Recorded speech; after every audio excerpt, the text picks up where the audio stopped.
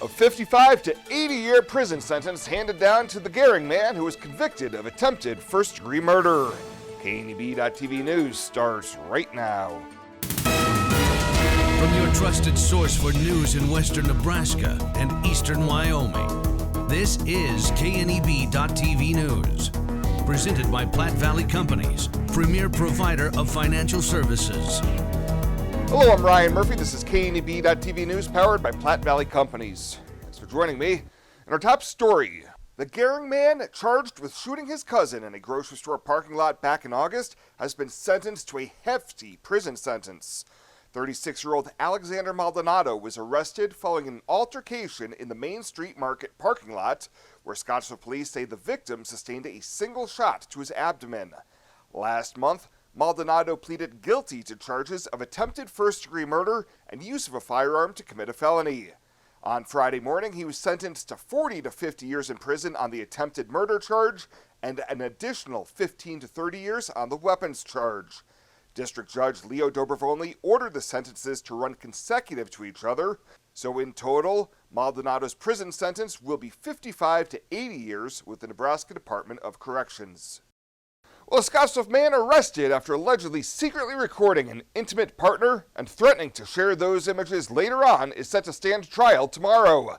38-year-old William Zitterkoff II was arrested last April on a Class 2A felony charge of distribution of an intimate image without consent.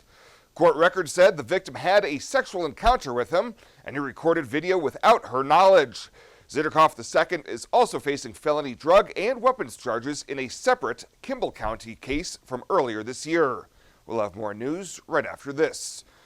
Swipe right, swipe left, endlessly searching. Finding the perfect match isn't always perfect, but it can be when it comes to finances. Nora found the perfect business loan. Jenny opened her first savings account. Grammy loves her checking account. We found a match for Wilson Farms. The Sandersons were matched with a mortgage. Regardless of your financial situation, Platte Valley Bank will match you with the perfect solution. Find your match at Platte Valley Bank.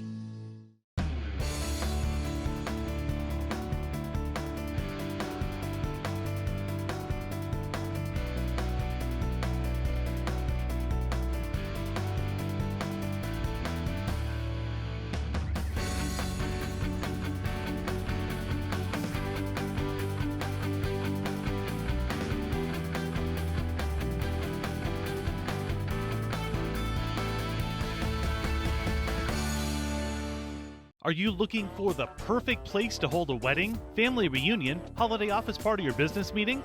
Well, look no further. The Hampton Inn and Suites Hotel and Conference Center is just the place for you. We're a full-service banquet facility that can host up to 400 of your guests. Stop in and see our spacious open-concept meeting rooms and begin planning your special event or family gathering today. Let us do the work for you so you can enjoy your guests. For personal service, stop by the Hampton Inn and Suites front desk. Welcome back. Nebraska's newest U.S. Senator was given his first opportunity for a floor address last week and used it to highlight what he sees as the strengths of limited government and weaknesses of the country's leadership under the Biden administration.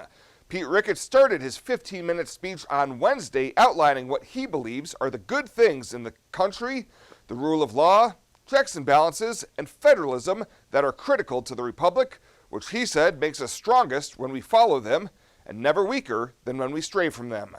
Reaching back to his time as governor, Ricketts said Nebraska is what America is supposed to be. In Nebraska, we respect people's freedom. We value strong communities, family, and faith. We honor our law enforcement and our military. We expect a limited, accountable government. We believe in personal accountability and responsibility and the incredible potential of the individual. Ricketts also took the Biden administration to task for massive and reckless spending that has weakened the economy, brought on high inflation and rising interest rates, and a wave of job-killing regulations. He said at the same time, the federal government is failing in meeting basic responsibilities such as keeping the nation safe and secure. Well, Nebraska lawmakers have given first-round approval to the bill submitted at the request of the governor to gradually lower the top individual and corporate income tax rates to just under 4%, but only after a veto to end a filibuster and push the measure forward.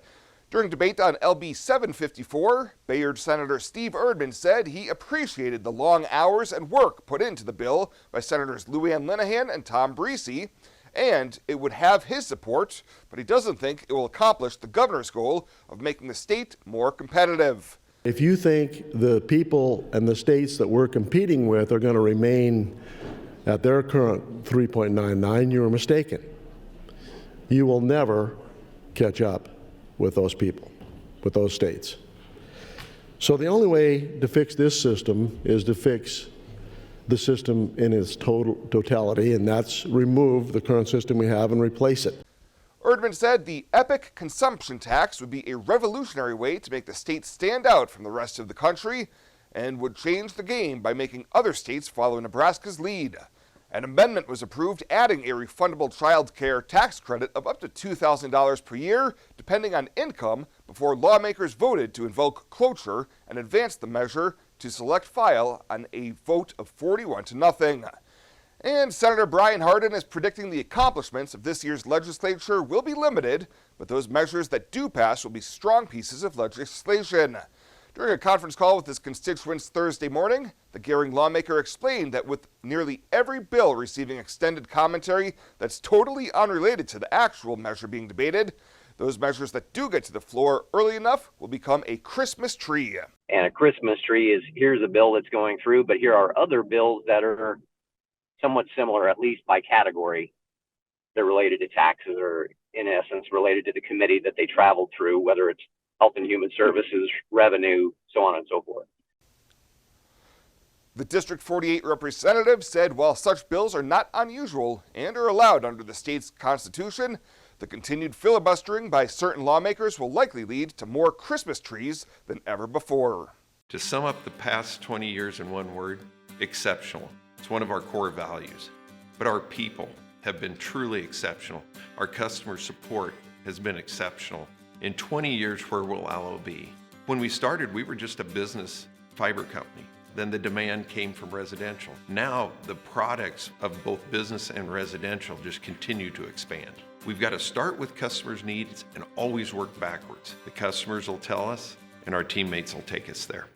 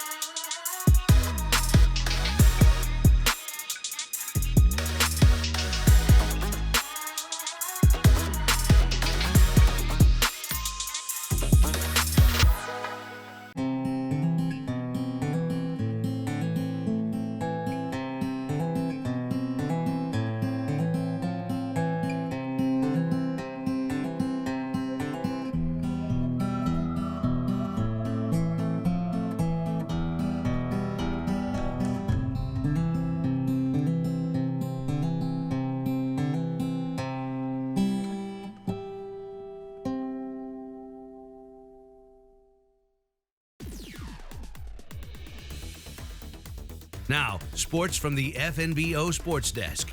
FNBO, the great big small bank.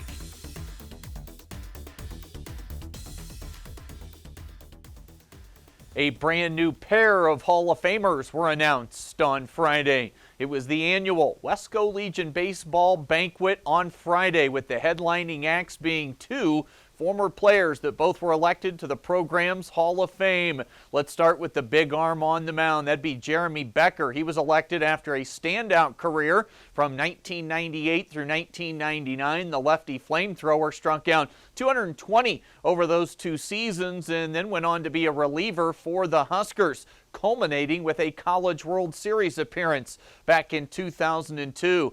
Becker was on hand Friday night and had this to say about getting the call to be honored at the banquet.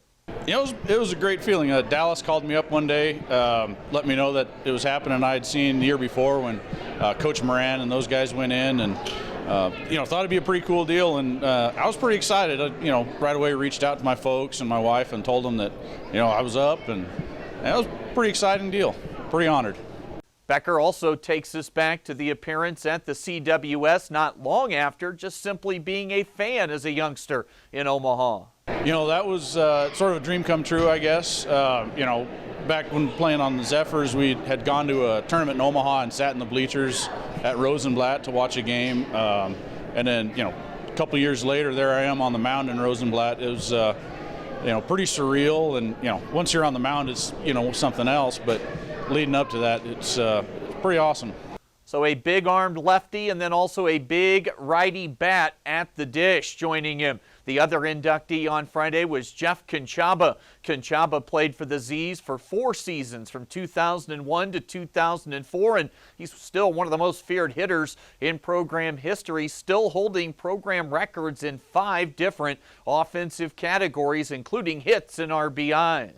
I remember the first time I got to go play for Coach Moran. I was actually 15 playing for the midgets, and I got to go to Casper and play, and it was the best experience. He let me DH that night for the first time being up with the Zephyrs. So I got to play, a little bit when I was 15, and then all of when I was 16, 17, and 18, and just learning from him and having him coach me all through those years. It was something special to be with him for those three years and a little bit longer. But it was awesome to have a coach like that in Coach Moran. So Conchaba made clear how much he enjoyed his time in the program and his support for the team still to this day. Just being a Zephyr and putting the jersey on, man, it was a big deal, and it still is today.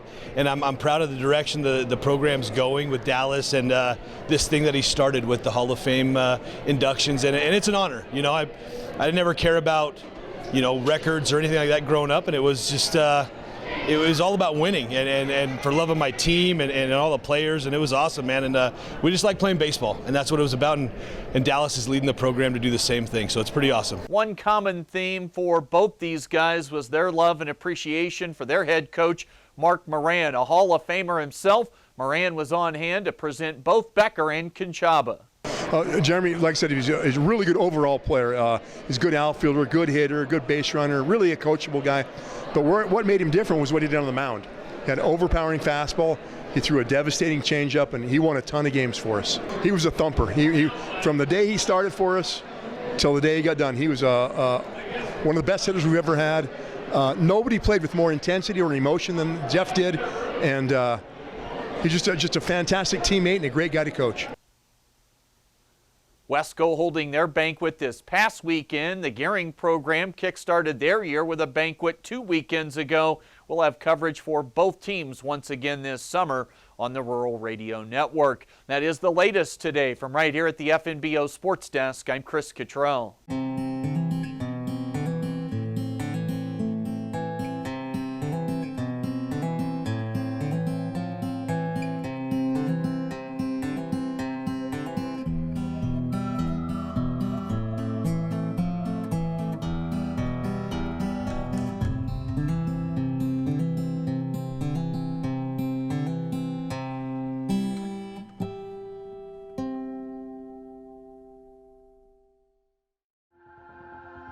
Culture trumps everything else. In my years, I've never worked for a company that treats people the way this one does. It is my passion for agriculture that brought me here in the first place, but not only that, there's a huge family-oriented atmosphere within the 21st Century Equipment. I love working for 21st. They found something in me that I didn't know in myself. An intern to where I'm at now is such a great opportunity, and that is what this company is about.